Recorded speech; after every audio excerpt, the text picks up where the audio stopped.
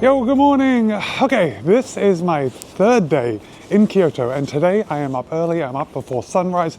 Well, because of the time change, I am always up before sunrise, but today I'm leaving the hotel before sunrise because what I read online was that the place I am going to right now, you probably get a little better view of it, or less people, less tourists if you go around sunrise. So I'm gonna head over there. Hopefully I'll get there maybe a little before sunrise, maybe a little after, but it's still early. It's early enough. So take a guess as to where I am going, and you do this in your head, and when I get there, let me know if you guessed correctly.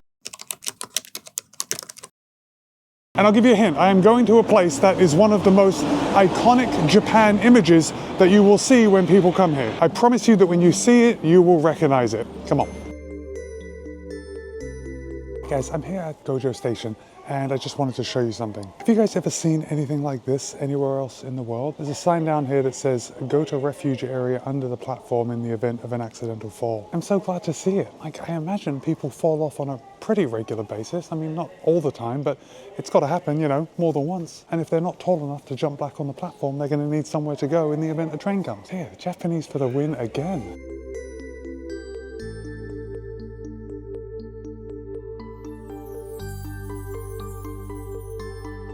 Okay, I just thought of a little tip that may be important if you're ever in Japan. So I'm using Google Maps and it's telling me what trains I need to get on. But unless you actually zoom in, it may look like one train is leaving from the same station or very close by as another train. So I arrived on the K line and I have to get my second train on the D line. I'm still not entirely sure where I'm going, but I think it's this way. And so I got off the K line and I'm looking around for signs and there weren't any. And it's because when you zoom in on Google Maps, you can see that the D line leaves from the same station, but it's very far away. Like, it's across an enormous intersection. So of course I'm walking in the subway under the intersection. But when I got to the train, it looked like the other train was right there, and it's not. Anyway, I hope that helps someone. Okay, I did run into a bit of trouble getting from my subway to the next train. And I think it's a signage issue, because I'm on Google Maps and it said I was exactly where I needed to be, but it was a little off.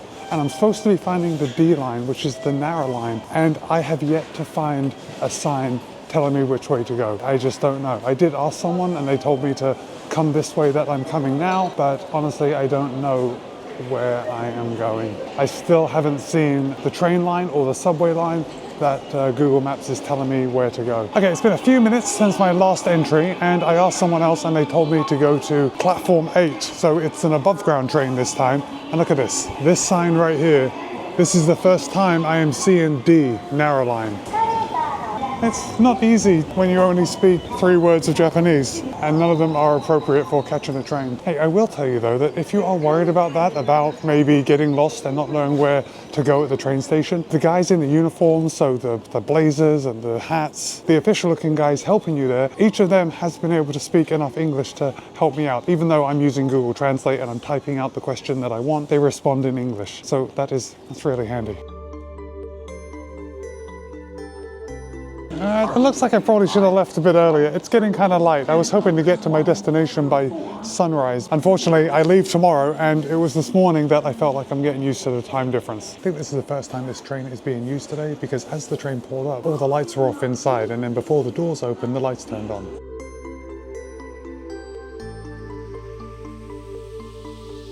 Alright guys, I made it to Inari Station, and I'm going to the Fushimi Inari Taisha. And I'm thinking with that big gate behind me, that's the direction I should be going. Come on. There's already like quite a lot of people walking up here, so I'm glad I came when I did. Yesterday at the bamboo forest, it was just so busy in some places, so I'm hoping that I can avoid that a little bit. And I'm looking forward to a nice long walk. I think it's quite a long trail going up to the top of the hill. Okay, it's quite nice. I was wrong about there being a lot of people. There's only actually a few of us, and we were all waiting for each other so we could get a picture of that first gate. I'll put it on the screen right now without anyone else in the photo. I think this is going to be pretty nice, guys. Oh my gosh, we're here. Okay, it looks like this first one is being built. They are constantly adding to these gates. Do you recognize this, guys? Oh my gosh, can't believe I'm here. I've got to say, good call, Matt, on coming here so early. And later, this is going to be just insanely busy. Okay, some of these gates are actually just a little low. I have to watch out from hitting my head. So this shrine sits at the base of Inari Mountain. Now the mountain is 233 meters, and there are trails going up there, and the trails are about 4 kilometers. So I think that's what we're doing this morning. Okay, where was I? 233 meters, 764 feet. Wikipedia says it's going to take about 2 hours to walk up. So if it's going to take me 2 hours to get up, I am probably not going to make it back to the hotel for breakfast like I thought I would, but that's okay. I think this is better. And guys, this is absolutely magical. We've got 2 people down there just taking photos, having a great time. But this tunnel just kind of goes on and on. Now, this shrine draws just millions of visitors every single year. So if you are thinking of coming, just from my own experience in the last like 5 minutes of being here, you definitely need to come at sunrise. I mean, it's a bit chilly right now, but I tell you, just having the place to myself pretty much is worth its weight in gold.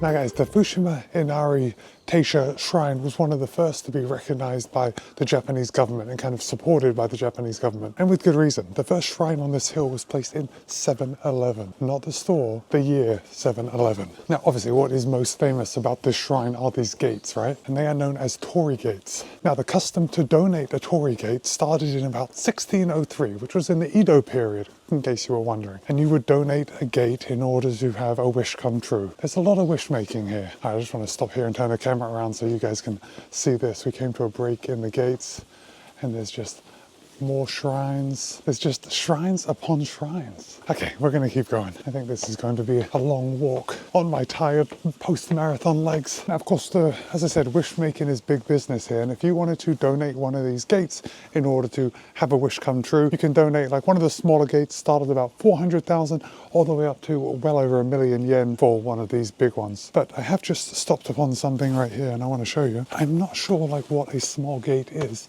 but I just came upon this little, looks like stack of torii gates, very small, with a little bottle of something there with the writing on. So perhaps these are the very small torii gates that you could donate. But honestly, I don't know if it's really worth it. Like, how much of your wish would you get if you donated one of those tiny ones? I think you need one of these big ones to, you know, really make your wish come true. Right down here, we have a little torii cat, a little cat that lives amongst the gates. So as I'm walking up the hill, well, first of all, we're going through the woods, but then we keep coming upon little things like this, little like extra shrines with the torii gates all around, and you can just walk up to them and walk in and look around, and it's all just absolutely beautiful. And then when you're done, you can just walk back down here, get right back on the trail and head up towards the summit of Mount Inari. Guys, it's bloody cold out. Right now, at least my weather app says it's 38 degrees Fahrenheit, which is 3 degrees Celsius. So like my hands are in my pockets just because I didn't bring gloves. And yeah, that's poor planning on my part. But I was excited to like get out the door this morning and I didn't even think to bring them. Oh well, I'll live. Okay, I'm glad because I just saw a sign that said that the mountaintop is this way and the Fushimi Inari Shrine was the other way. So at least I know that I'm heading in the right direction. Honestly, I was a bit turned around after I was on that trail. Let me just turn the camera around so you guys can see this. We're coming up on some more gates. Okay, so just something else. I think if you ever come to Kyoto, you are going to be coming to the Fushimi Inari Shrine, but this is an absolute gem. This hike, because if you're watching this, you're probably fairly active. I mean, you're here because of running, right? And yet you're staying because I'm doing other stuff after I've run, which blows my mind that anyone would actually watch these videos when it's not technically about running, but still, I guess it's about fitness because of what I'm doing now.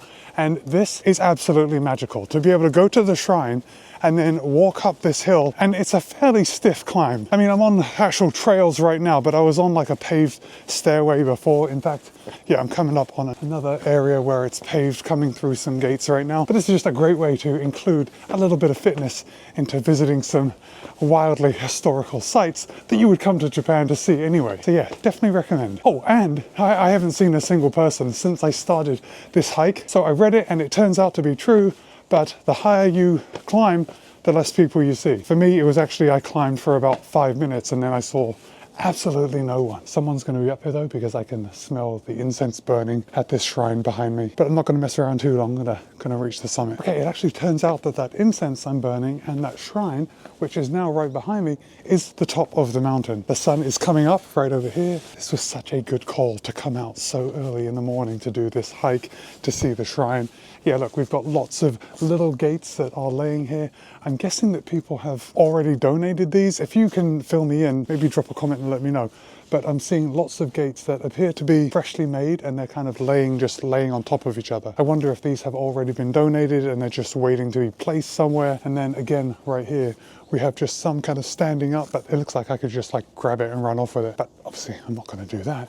These things are like here for wishes. I don't even want to touch them in case I like interfere with someone's wish. Okay, so I confirmed with some other people at the top, that was actually the top. And then what I'm doing now, I tell you, I'll be honest, I am just started the camera now because of the gates behind me. I just think this is such a fantastic visual, and I'm looking down because it's steps, and I'm worried that if I look at the camera too much, I'm just gonna fall and just roll down this hill. Once again, in case there was any confusion, you guys have to come here.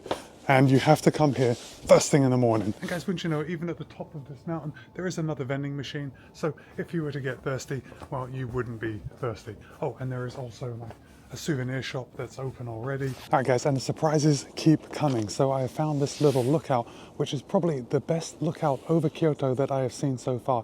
I think this is even better than at the monkey park just because you can see everything. Now it's a little hazy right now, but it's still absolutely stunning, isn't it? I mean, just look at all that. And of course it adds to it that we have some torii gates right here just within our view. It's just wonderful. Welcome to Kyoto. Hi guys, I'm on my way down, and by down I mean like up and down, because it's not just a straight descent back down. You are going up like individual valleys when you're at the top. So yeah, heading back down, and I was getting a bit clammy. So yeah, it's probably a little warmer, but it's definitely not warm. But it's also too warm for this jacket, and this nice Mizuno long sleeve shirt that they sent me with is actually doing the trick nicely. Oh, look at this, we've got another beautiful view of Kyoto. Anyway, now I am coming down like the main way that people are coming up. Before I was coming up like a trail, and I was wondering where everyone was. Like, you know, early bird gets the worm, I'm gonna be alone up there. And then when I got to the top, there were several people, and now I'm coming down like the main way up, and there is just a boatload of people coming up. And I think I'm only 15 minutes or so from the base, from the train station. Okay, so I'm here at Kyoto Station, and I just wrapped up my individual walking tour of the Fushimi Inari Shrine. And listen, it was a great time. And I have uploaded my walk to Strava, but I don't want anyone to pay attention to it because I actually recorded 4.56 miles.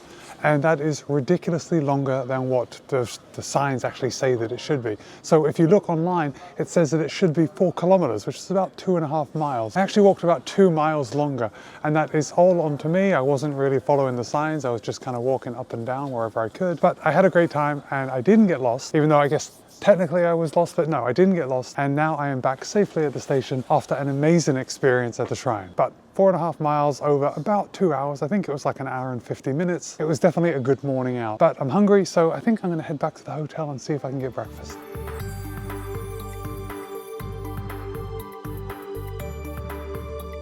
I'm guessing it's rush hour because that train was so packed. I mean, that is what people mean when they say they were packed in like sardines. I could not have been any closer to anyone on that train. What's up guys? So about 2 hours has passed since I last checked in when I was leaving the station. After I left Kyoto Station, I actually walked back to the hotel, and I was probably in the hotel for an hour and a half, hour and 45 minutes. I ate breakfast, and then I decided to come out and see something else. Maybe do something a little different. I think I'm gonna go see a shrine. What do you think of that? A shrine. Anyway, that's what we're doing. Of course, it's a different shrine than any other shrine that we've seen before, and each shrine stands alone. So I think this is gonna be good. Come on. I guess I know that was a bit of a jump from the train right to the shrine, but here we are. And this is the Okazaki Jinja Shrine. Come on. So guys, this is a very old shrine, and yes, it is called the Okazaki Jinja Shrine, but it used to be called the Higashi Tenno. Now, it was built in the early Heian period, that was between 794 and 1195, and I'll spare you any more history about this shrine, but it is famous now because of all the little rabbit statues that are around the property. They're all very cute. It fits in with the Japanese kawaii culture. Okay, again, sorry for the jumping around. Back on the bus, heading to the next location for today. I'm off the bus.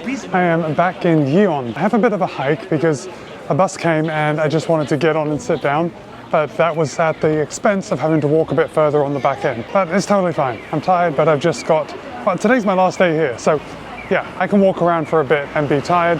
Got a bit of a hike down to the next thing I'm seeing. Well, you know what, I'll tell you as I'm walking down there. I'm going to see the Yasaka Pagoda. And again, you might not recognize it by name, but you will recognize it by sight, I promise you that. All right, it's a little bit of a hike, so come on.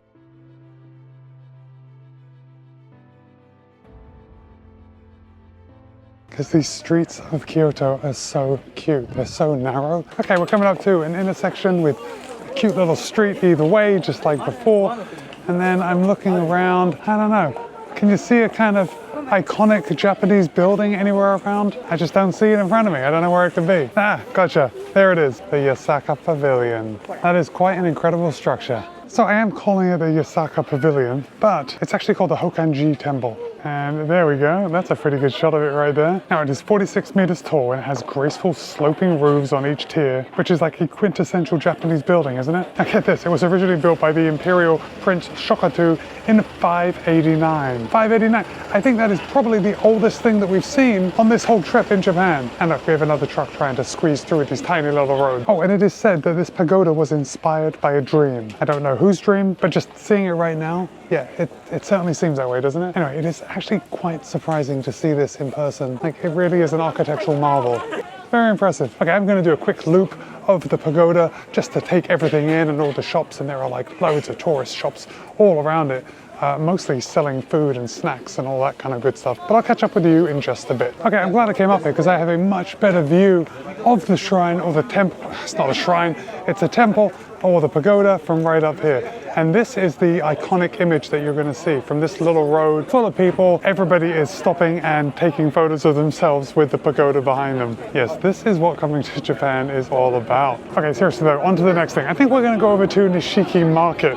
I think that's worth seeing. And I don't know, I've got a hankering for some green tea ice cream. And I think the Nishiki Market is going to be the place to pick some up for me. Guys, we're on our way to the market and we are just coming by Kenninji Temple. It's another Buddhist temple and I'm not stopping at this one.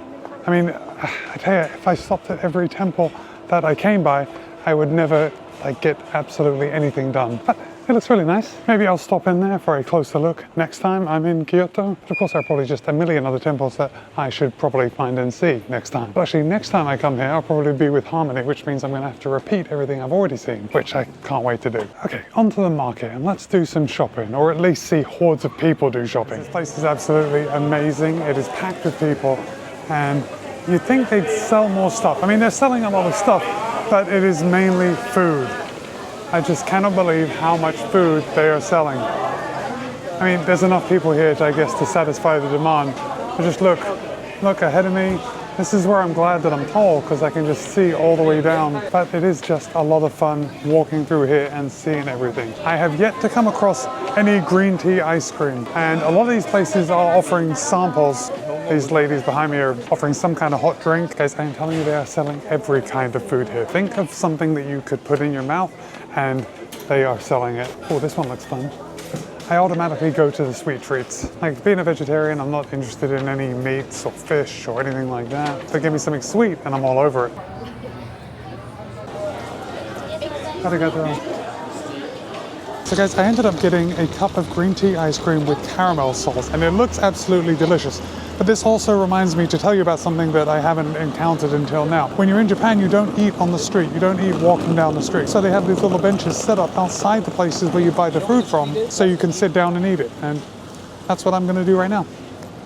Green tea ice cream is where it's at. I mean, also caramel sauce, that's where it's at too. Caramel sauce makes everything good. This is actually delicious. I think I'm hungry. It's really not much to look at by itself, but it tastes really good. Oh my gosh, guys, that was just so good. Oh, I mean, I could have eaten 3 of them, but 1 will do. Anyway, so you're not allowed to eat when you're walking, or it's not that you're not allowed, it's just, it's not something that's done. And also there are no rubbish bins around anywhere in Japan. You are encouraged to bring your rubbish home, or if you're out at a place like I was with the ice cream, you are allowed to put your rubbish in a bin if you got food from a place. But at that ice cream place, like, they didn't have a bin outside for me to just put my rubbish in. When I was done eating my ice cream, I actually had to give the empty cup back to the guy behind the counter. At least I think that's what I had to do. When I held up the ice cream cup, he immediately took it from me like he'd done it 100 times before. So I assume I did the right thing. I don't know. But either way, there are no bins around, so you're carrying your rubbish with you. Hi guys, I think we are are gonna wrap up this video for the day here. I'm sorry that part of the video with me at the Fushimi Inari Shrine was such a long section, but it was totally worth it. I think I've said it 10 times in this video, but you guys have to go if you find yourself in Kyoto. Oh, and just back to the ice cream for a second. Isn't it funny that in Japanese, ice cream is aisukremu? I wish all the words were like that. I would have a much easier time like speaking and understanding the language. But if you have made it to this point in the video, I want you to drop the ice cream emoji in the comments, just so I know that you made it to the end. And if you have made it to the end, thank you. But for now, it's Matt B in Kyoto for the last time. Be kind, be happy, run well. See you in a couple of days.